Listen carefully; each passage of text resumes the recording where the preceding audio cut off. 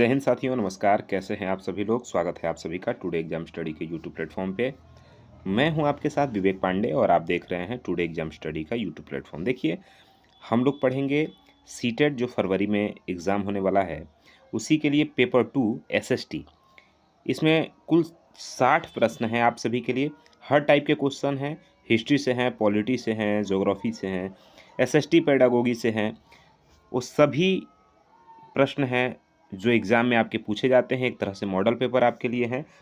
तो देखिए, अपना स्कोर बताइए कितना आपने सही किया। आइए क्वेश्चन पे हम आगे बढ़ते हैं। उससे पहले यदि चैनल पे नए हैं तो सब्सक्राइब कर लीजिएगा और वीडियो पसंद आए तो लाइक शेयर भी करना है आपको।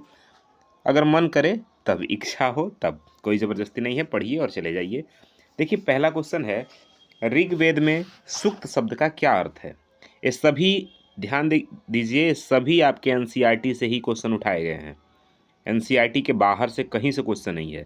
ऋग्वेद में सूक्त शब्द का क्या अर्थ है? तो इसका मतलब होता है, 4 विकल्प आपके सामने हैं, सही विकल्प आप अपने मन में टिक कर लीजिए और बताइए कि लास्ट में बताइएगा कि कितना क्वेश्चन आपका सही हुआ। कमेंट करके जरूर बताइएगा। देखिए, सूक्त शब्द का मतलब होता है अच्छी तरह से बोला गया, ठीक है ना? अच्छी तरह से बोला गया। ऋग्वेद, बात अगर ऋग्वेद की हो रही है, थोड़ा ये भी जान लीजिए कि ऋग्वेद में कुल 10 मंडल हैं और 1028 सूक्त हैं। सूक्त का मतलब होता है मंत्र, ऋचा, ठीक है ना? ऋग्वेद सबसे प्राचीन वेद है, ठीक है ना? सबसे प्राचीन वेद है। अच्छा, वेदों को सुन करके पढ़ा गया, इसीलिए इसका एक और नाम है सूक्त, ठीक है ना? वेदों को सुन करके पढ़ा गया, इसलिए इसका एक और नाम हो जाता है श्रुति। क्या नाम होता है? श्रुति, ठीक है ना? चलिए आगे बढ़ते हैं।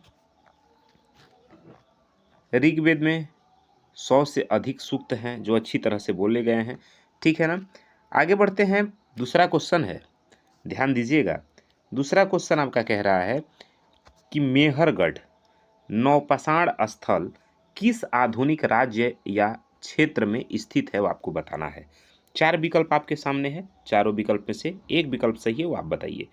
देखिए, इसका जो सही आंसर होगा ना बाबू, वो होगा बलूचिस्तान, जो आधुनिक पाकिस्तान में है। कहाँ है? आधुनिक पाकिस्तान में है। देखिए, मेहरगढ़ जो वर्तमान में पाकिस्तान में है, जो पाकिस्तान के बलूचिस्तान प्रांत में स्थित है। यह उन शुरुआती स्थलों में से एक है जहाँ पे सबसे पहले मानव ने गेहूं और जौ जैसे फसलों को उगाया और भेड़ बकरी पाली गई, जो नवपाषाण काल के कृषि विकास का प्रमाण है, ठीक है ना? अगला क्वेश्चन है, हड़प्पा निवासी हड़प्पा निवासी लार्जवद मणि का आयात कहाँ से करते थे, ठीक है ना? यानी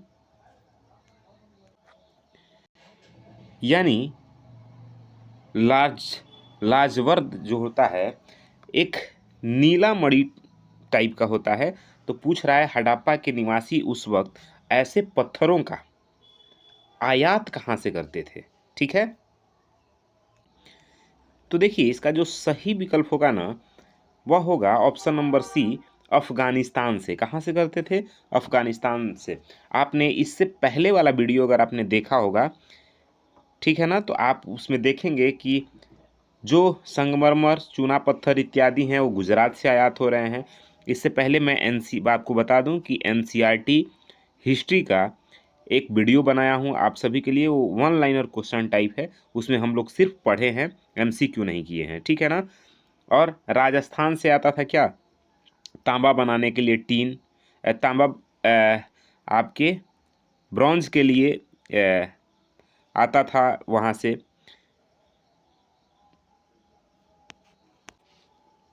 तांबा वगैरह का आयात होता था राजस्थान से। आपने पढ़ा होगा तो ठीक है, नहीं पढ़ा है तो आपने वीडियो जरूर देखिए।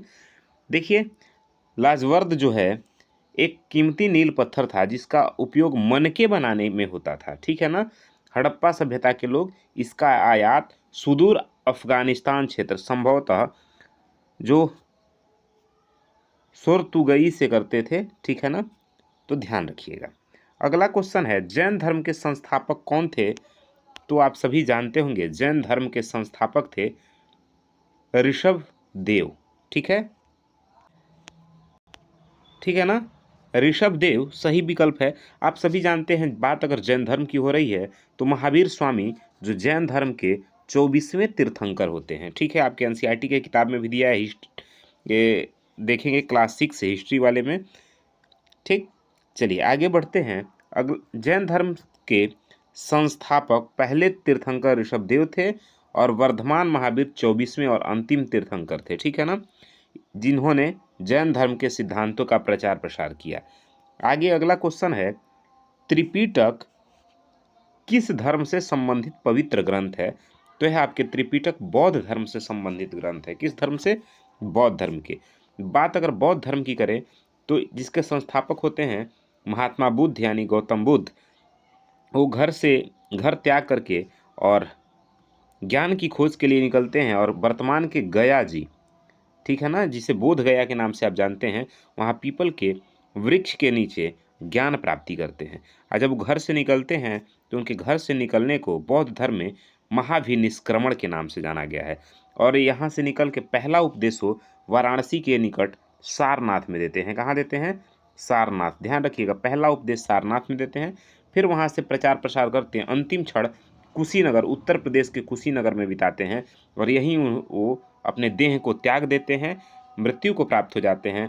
और उस यानी उनके देह त्यागने को बौद्ध धर्म में महापरिनिर्वाण कहा गया है। क्या कहा गया है? महापरिनिर्वाण। चलिए आगे बढ़ते हैं। त्रिपिटक शब्द का अर्थ होता है 3 टोकरियां। बौद्ध धर्म का प्रमुख ग्रंथ है। इसके 3 भाग हैं, विनय पिटक, सुत्त पिटक, ठीक है ना, विनय पिटक, सुत्त पिटक और अभिधम पिटक। विनय पिटक में नियम है, सुत्त पिटक में उपदेश और कथन है और अभिधम पिटक में दर्शन की बात की गई है। ठीक है, अगला क्वेश्चन है क्वेश्चन नंबर 6। अशोक का वह कौन सा अभिलेख है जिसमें कलिंग विजय का वर्णन है? ठीक है, बताइए। तो आप देखेंगे इसका सही जो विकल्प है वह है ऑप्शन नंबर सी, 13वां प्रमुख शिलालेख है जिसमें अशोक के कलिंग विजय का वर्णन है। अगर बात करें अशोक के, तो मगध साम्राज्य के एक प्रभावशाली शासक और वही मगध साम्राज्य जिसके संस्थापक होते हैं चंद्रगुप्त मौर्य।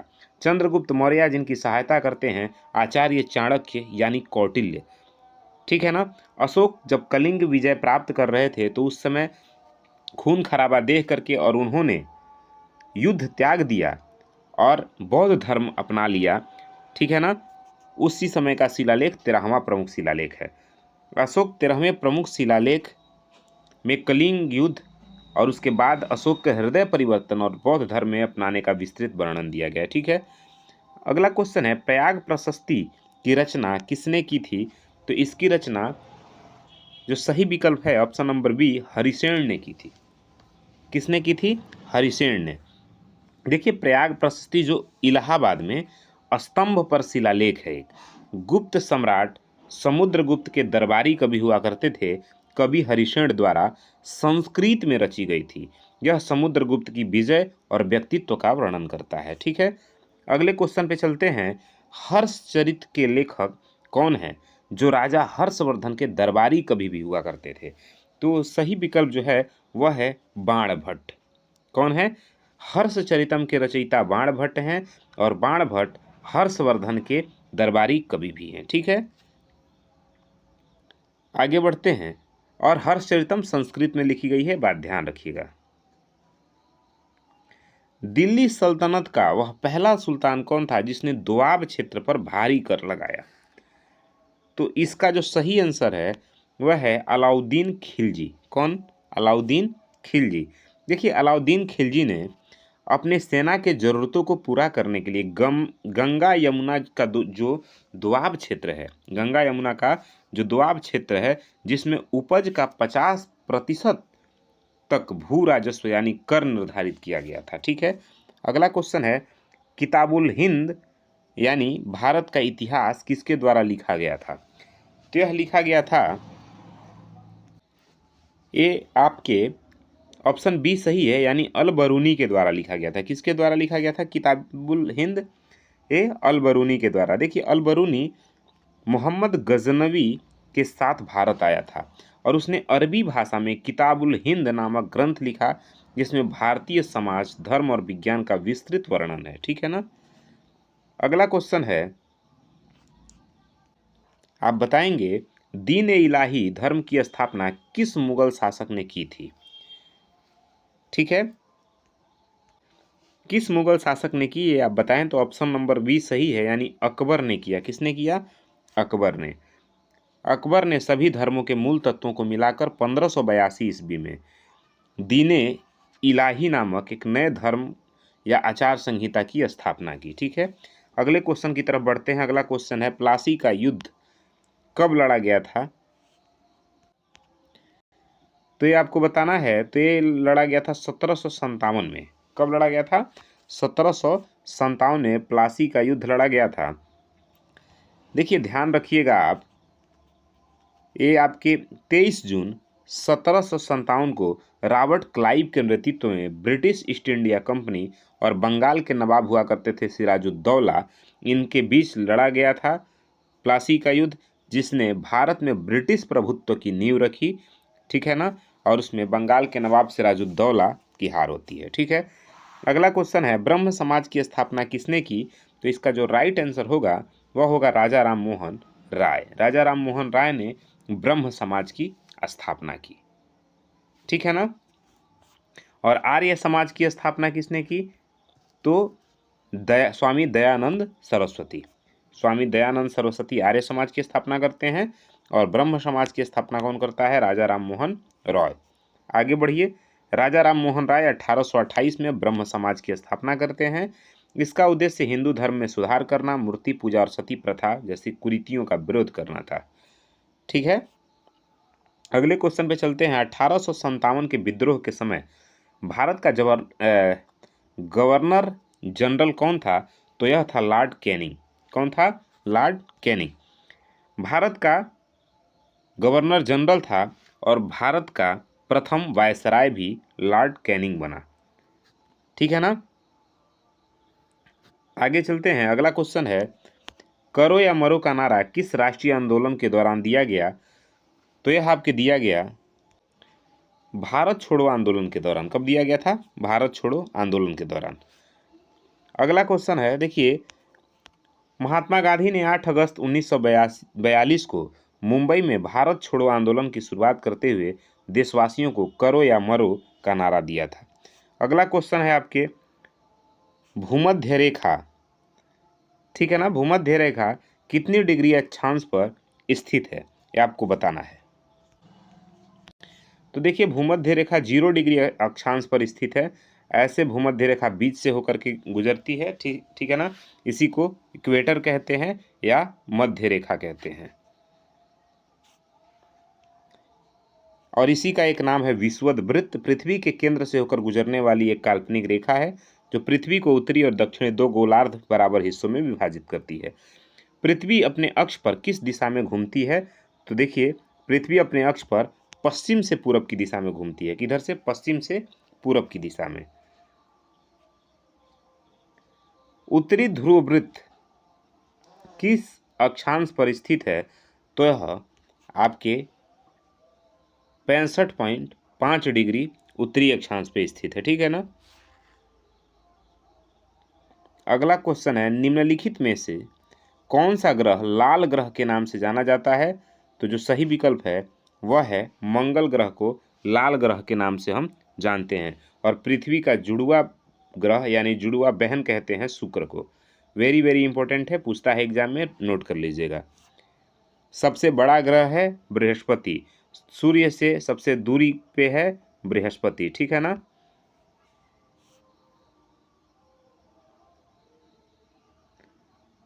देखिए मंगल ग्रह की सतह पर आयरन ऑक्साइड यानी लौह ऑक्साइड सबसे ज़्यादा मात्रा में पाया जाता है। इसी के कारण इसकी मिट्टी लाल रंग की दिखती है, इसलिए इसको लाल ग्रह कहते हैं।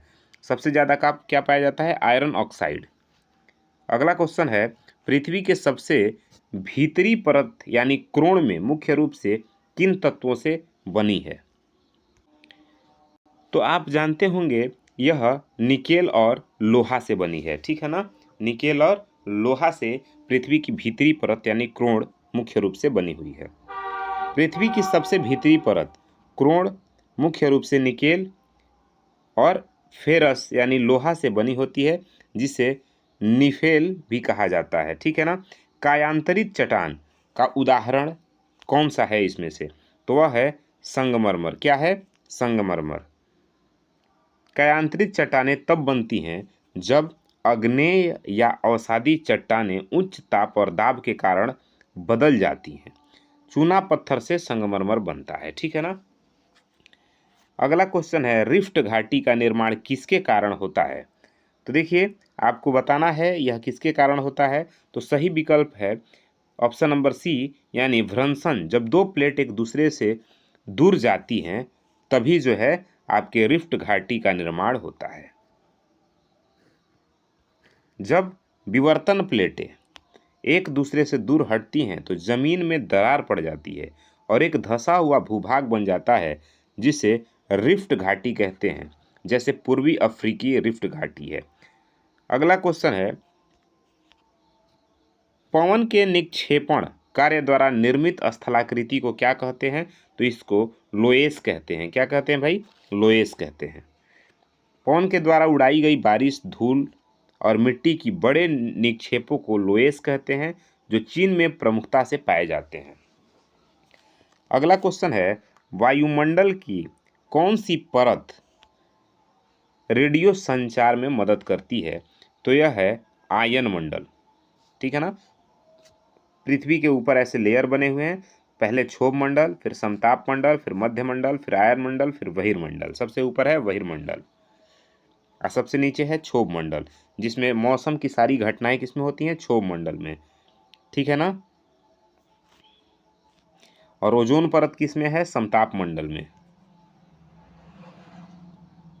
आयन मंडल, जो बहिर्मंडल का ही हिस्सा है, में विद्युत आवेशित कण आयन होते हैं। यह परत पृथ्वी से प्रेषित रेडियो तरंगों को वापस पृथ्वी की ओर परावर्तित कर देती है, जिससे संचार संभव होता है। ठीक है ना। अगला क्वेश्चन है, विश्व जल दिवस कब मनाया जाता है? तो यह मनाया जाता है 22 मार्च को। कब मनाया जाता है भाई? 22 मार्च को विश्व जल दिवस मनाया जाता है, जबकि 22 अप्रैल को पृथ्वी दिवस मनाया जाता है और 5 जून को विश्व पर्यावरण दिवस मनाया जाता है। ध्यान रखिएगा, 22 मार्च को विश्व जल दिवस, 22 अप्रैल को 22 अप्रैल को पृथ्वी दिवस और 5 जून को पर्यावरण दिवस। ठीक है ना। अगला क्वेश्चन है, कालाहारी मरुस्थल किस महाद्वीप में स्थित है? तो राइट आंसर है अफ्रीका महाद्वीप में। किसमें? अफ्रीका महाद्वीप में स्थित है। देखिए, कालाहारी मरुस्थल जो है वो बोत्सवाना, नामीबिया और दक्षिण अफ्रीका के कुछ हिस्सों में फैला हुआ है। एक बड़ा अर्ध शुष्क रेतीला सावना क्षेत्र है यह। अगला क्वेश्चन है, भूमध्य सागरीय वनस्पति किस लिए जानी जाती है? तो यह जानी जाती है कठोर पत्ती वाले स्ट्रीस फल जैसे संतरा और अंजीरा। चलिए आगे बढ़ते हैं। अगला क्वेश्चन है, देखिए, भूमध्य सागरीय क्षेत्र अपनी विशेष जलवायु के लिए जाने जाते हैं, जहां शुष्क ग्रीष्मकाल और हल्की वर्षा वाली सर्दियां होती हैं। यहाँ स्ट्रीस फल जैसे संतरा, अंगूर और अंजीर उगाए जाते हैं। ठीक है ना। अगला क्वेश्चन है, स्थानांतरित कृषि को उत्तर पूर्वी भारत में किस नाम से जाना जाता है? तो इसे झूम खेती के नाम से जानते हैं। किस खेती के नाम से? झूम खेती के नाम से जाना जाता है। ठीक है। ध्यान रखिएगा, भारत के उत्तर पूर्वी राज्यों जैसे कि असम और मेघालय में स्थानांतरित कृषि को झूम कृषि कहा जाता है। इसमें जंगलों को काट कर जलाया जाता है और खेती की जाती है, फिर जमीन की उर्वरकता कम होने पर दूसरी जगह लोग चले जाते हैं। ठीक है ना। अगला क्वेश्चन है, टाइगा वनस्पति किस वायोम की विशेषता है? तो यह है शंकुधारी वन क्षेत्र की विशेषता। ठीक है, ऑप्शन नंबर डी राइट है। जो टैंगा ठंडे उत्तरी क्षेत्रों में पाए जाने वाले शुष्कधारी कोनिफेरस वनों का यह एक व्योम है, यहाँ मुख्य रूप से चीड़, देवदार और फर जैसे पेड़ पाए जाते हैं। ठीक, अगले क्वेश्चन पे अगर हम चले, ज्वालामुखी के मुख को क्या कहा जाता है? तो 30 का जो सही विकल्प होगा वह होगा ऑप्शन नंबर सी, क्रेटर कहा जाता है। क्या कहा जाता है? ज्वालामुखी के मुख को क्रेटर कहा जाता है। ज्वालामुखी के ऊपर स्थित कीप के आकार के गड्ढे या मुख को क्रेटर कहा जाता है, जहां से लावा और गैस बाहर निकलती है। अगला क्वेश्चन है, भारतीय संविधान को संविधान सभा द्वारा कब अपनाया गया? तो यह अपनाया गया 26 नवंबर 1949 को और लागू हुआ 26 जनवरी 1950 को। चलिए आगे बढ़ते हैं। 26 नवंबर 1949 को अपनाया गया यानी अंगीकृत किया गया और 26 जनवरी 1950 को लागू किया गया। मौलिक अधिकार संविधान के किस भाग में है? मौलिक अधिकार संविधान के किस भाग में है? तो यह संविधान के भाग 3 में है। ठीक है ना, बी ऑप्शन राइट है। भाग 3 के अनुच्छेद 12 से लेकर 35 में वर्णित है मौलिक अधिकार। भारतीय संविधान में समानता का अधिकार किन अनुच्छेदों के तहत मतलब दिया गया है? तो यह दिया गया है अनुच्छेद 14 से लेकर के 18 के बीच। अगला क्वेश्चन है, देखिए अनुच्छेद 14 में धर्म, जाति, लिंग या जन्मस्थान के आधार पर भेदभाव का निषेध है। अनुच्छेद 15 में अस्पृश्यता है, उन्मूलन है और अनुच्छेद 17, ठीक है ना। भारत के राष्ट्रपति का कार्यकाल कितने वर्ष का होता है? तो यह होता है 5 वर्ष के लिए। ठीक है ना, और राष्ट्रपति का जो चुनाव होता है वह प्रत्यक्ष रूप से होता है। भारत के संविधान के अनुच्छेद 52 में राष्ट्रपति का पद दिया गया है और अनुच्छेद 56 के अनुसार भारत के राष्ट्रपति का कार्यकाल उनके पद ग्रहण के अंतिम तिथि से 5 वर्ष के लिए होता है। ठीक है, और इनका चुनाव अप्रत्यक्ष रूप से होता है। राज्यसभा के सदस्यों का अधिकतम संख्या कितनी हो सकती है? तो वह हो सकती है 250 और इसे ऊपरी सदन या अस्थायी सदन कहते हैं। ऊपरी सदन और अस्थायी सदन कहते हैं। क्या कहते हैं? अस्थायी, क्योंकि राज्यसभा कभी भी भंग नहीं होती है। भारत में प्रथम नागरिक किसे माना गया है? तो भारत का प्रथम नागरिक होता है भारत का राष्ट्रपति। ठीक है ना। सरकार का संसदीय स्वरूप किस देश के संविधान से प्रेरित है? तो यह यूके से यानी ब्रिटेन से प्रेरित है। अगले क्वेश्चन पे अगर हम चलें, धर्मनिरपेक्ष शब्द का अर्थ क्या है? राज्य का एक आधिकारिक धर्म या फिर राज्य सभी धर्मों के साथ समान व्यवहार करता है और कोई आधिकारिक धर्म नहीं है। तो देखिए राइट विकल्प यही होगा। हमारे भारत के संविधान में सभी धर्म समान हैं, सभी के साथ समान व्यवहार होता है, किसी भी धर्म को अपनाया नहीं गया है। अगला क्वेश्चन है, भारतीय संविधान के किस अनुच्छेद में अस्पृश्यता का अंत है? तो यह है अनुच्छेद 17, आर्टिकल 17 में। ठीक है। अगला क्वेश्चन है, सर्वोच्च न्यायालय के न्यायाधीशों की नियुक्ति कौन करता है? तो यह करते हैं हमारे देश के राष्ट्रपति, भारत के राष्ट्रपति। भारत में महिला सशक्तिकरण के लिए स्थानीय स्वशासन यानी पंचायती राज में कितना आरक्षण अनिवार्य किया गया है? तो यह किया गया है 1/3, 1/3। ठीक है ना, यानी 33% सीटें आरक्षित हैं। 73वें और 74वें संविधान संशोधन के अधिनियमों में पंचायती राज संस्था यानी नगर पंचायत, नगर पालिका आदि में महिलाओं के लिए कम से कम 33% सीटें आरक्षित की गई हैं। अगला है क्वेश्चन, भारतीय संविधान का हृदय यानी आत्मा किस अनुच्छेद को कहा गया है? तो ये कहा गया है ऑप्शन सी यानी अनुच्छेद 32 को भारतीय संविधान की आत्मा कही गई है। ठीक है ना।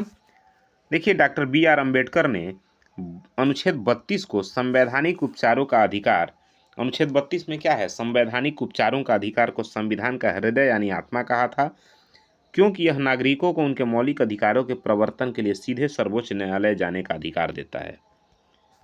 अगला क्वेश्चन है, लोकसभा का सदस्य बनने के लिए न्यूनतम उम्र क्या होनी चाहिए? तो 25 वर्ष होनी चाहिए। ठीक है ना। भारत में सार्वभौमिक वयस्क मताधिकार का अर्थ है कि सभी नागरिकों को वोट देने का अधिकार है, यदि वे कम से कम कितने वर्ष के हों? कम से कम 18 वर्ष। ठीक है।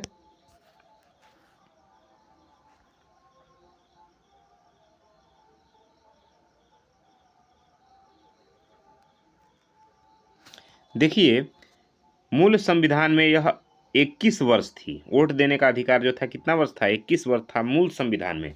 लेकिन 61वें संविधान संशोधन के अधिनियम 1988 के तहत इसे घटा के 18 वर्ष कर दिया गया। ठीक है ना।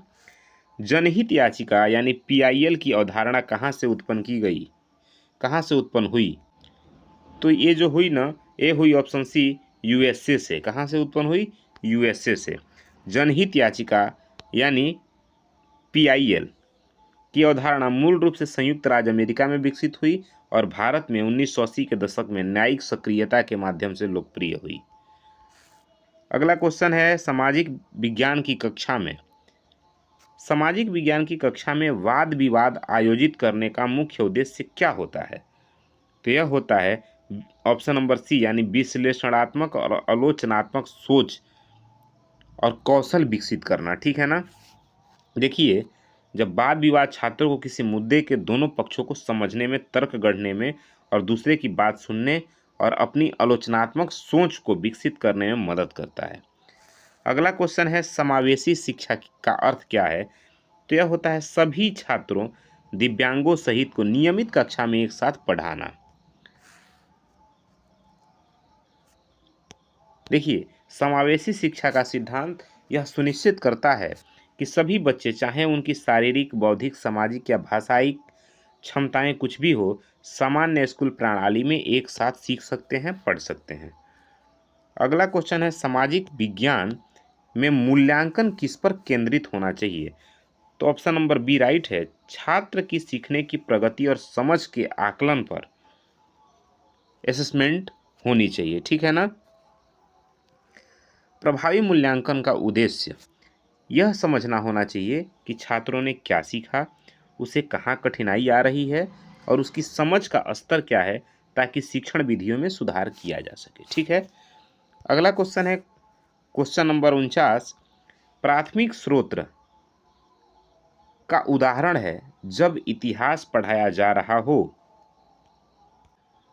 तो उसमें ऑप्शन नंबर सी है यानी अशोक का शिलालेख। ठीक है ना। प्राथमिक स्रोत का उदाहरण है अशोक का शिलालेख। प्राथमिक स्रोत वे मूल दस्तावेज या भौतिक साक्ष्य हैं जो घटना के समय मौजूद थे, यानी अशोक का शिलालेख उस काल का सीधा प्रमाण है। आधुनिक किताबें अद्वितीय स्रोत हैं। ठीक है। सामाजिक विज्ञान की पाठ्यचर्या कैसी होनी चाहिए? बताना है कैसी होना चाहिए। तो ये ऑप्शन नंबर सी राइट है, यानी लचीली, प्रासंगिक और छात्र केंद्रित होनी चाहिए पाठ्यचर्या। अगला क्वेश्चन है 51 नंबर, सामाजिक विज्ञान शिक्षण में क्षेत्र भ्रमण क्यों महत्वपूर्ण है? तो यह है ऑप्शन नंबर बी राइट है, यह छात्रों को प्रत्यक्ष वास्तविक जीवन का अनुभव प्रदान करता है। प्रत्यक्ष जीवन से जब बच्चों को जोड़ के कोई बात पढ़ाते हैं तो ज़्यादा प्रभावी होता है, इसलिए बच्चों को वास्तविक दुनिया में अवधारणाओं को देखने और अनुभव करने का अवसर देना चाहिए।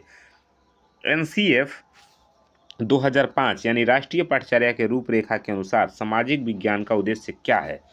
तो यह है छात्रों को नागरिकता के लिए तैयार करना और सामाजिक वास्तविकताओं का गंभीर विश्लेषण करने में सक्षम बनाना।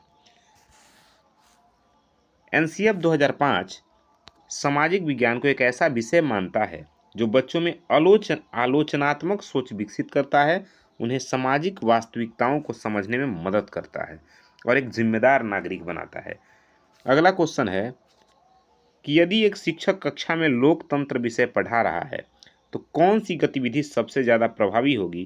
तो ऑप्शन नंबर बी राइट है, कक्षा में चुनाव करवाना या मॉडल संसद का आयोजन करना। ठीक है ना। क्यों? क्योंकि ये करके सीखना, लर्निंग बाय डूइंग, शिक्षा शास्त्र का एक महत्वपूर्ण सिद्धांत है।